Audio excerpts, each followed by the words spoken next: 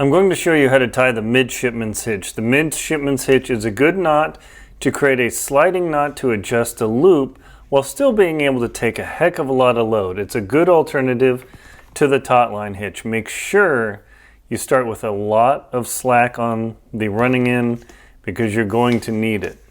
What you do is you wrap around the pole or whatever you're going to attach to, and then you come around once here, just like this. You can see the loop here.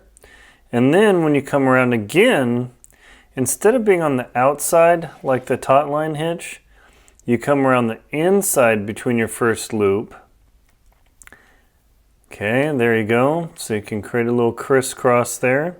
You can see that crisscross. It looks a little bit messy.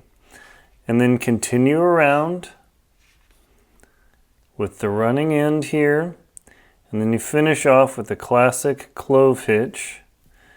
And then you begin dressing the knot. And again, this looks like a bit of a mess, but don't worry, it all works out. Once I tighten it down here, that's one of the challenges of the taut line and the midshipman's hitch, is to get it all settled and dressed, as they say. And once you get this all tightened up, then you've got a very nice hitch, and the midshipman's hitch has that crisscross there.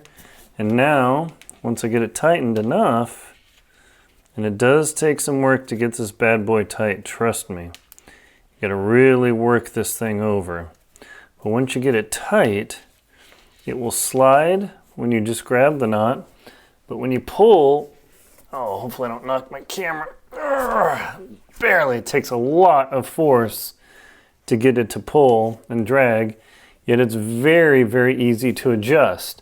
So once you pull on this thing, it just holds incredible tension. So that is how you tie the midshipman's hitch. It's a good alternative to the taut line hitch. Some people say it's actually better because it has a little bit more bite.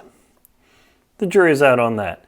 Thank you very much for watching. Please check out knots like this and others in my book, The Most Crucial Knots to Know.